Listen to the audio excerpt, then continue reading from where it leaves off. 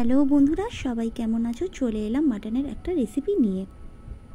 ফার্স্টেই মটনটাকে ইস্যুদুষ্ণ গরম জলে ভালো করে ধুয়ে নিয়ে জল ঝরিয়ে পেঁয়াজ আদা রসুন বাটা, টক দই, হলুদ গুঁড়ো, লঙ্কা গুঁড়ো, সামান্য নুন ও সামান্য চিনি আর কিছুটা সর্ষের তেল দিয়ে 1 ঘন্টার মতন ফ্রিজে ম্যারিনেট করতে রেখে দিলাম।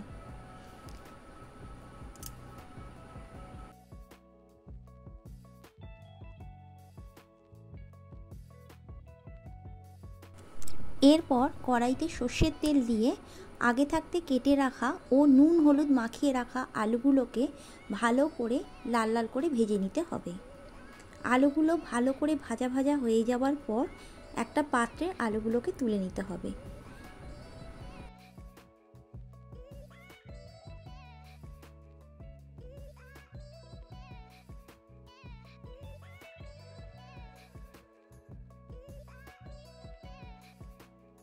এরপর অবশিষ্ট আলু ভাজার যে তেলটা, তার মধ্যে শুকনো লঙ্কা ফোড়ন দিয়ে পেঁয়াজগুলোকে ভালো করে লাল লাল করে ভেজে নিতে হবে।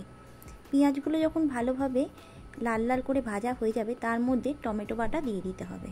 দিয়ে ভালো করে মশলাটাকে মিশিয়ে নিতে হবে।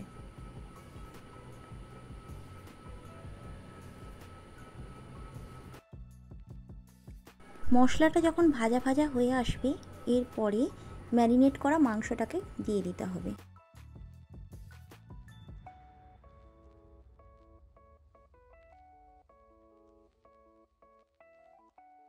মাংসটা হালকা কষিয়ে নিয়ে তার মধ্যে 3টে কাঁচা লঙ্কা দিয়ে দিতে হবে।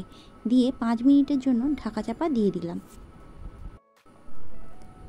5 মিনিট পর ঢাকা খুলে মাংসটা একটু ভালো করে নেড়ে নিয়ে তার মধ্যে ভেজে রাখা আলুগুলোকে মিশিয়ে দিলাম। দিয়ে মাংসের সাথে আলুগুলোকে ভালো করে মিশিয়ে নেব। এরপর আবার ঢাকা চাপা দিয়ে দিলাম। ঢাকা খুলে যখন মাংসটা পুরোপুরি কষা হয়ে যাবে, তখন একটু গরম জল অ্যাড করে দিতে হবে। তার সাথে পরিমাণ মতো নুনটাও দিয়ে দিতে হবে। দিয়ে মাংসটাকে ঢাকা দিয়ে দিতে হবে যতক্ষণ না মাংসটা পুরোপুরিভাবে সেদ্ধ হচ্ছে। এই পর্যায়ে মাংসটাকে কিন্তু পুরোপুরি লো ফ্লেমে রান্না করতে হবে।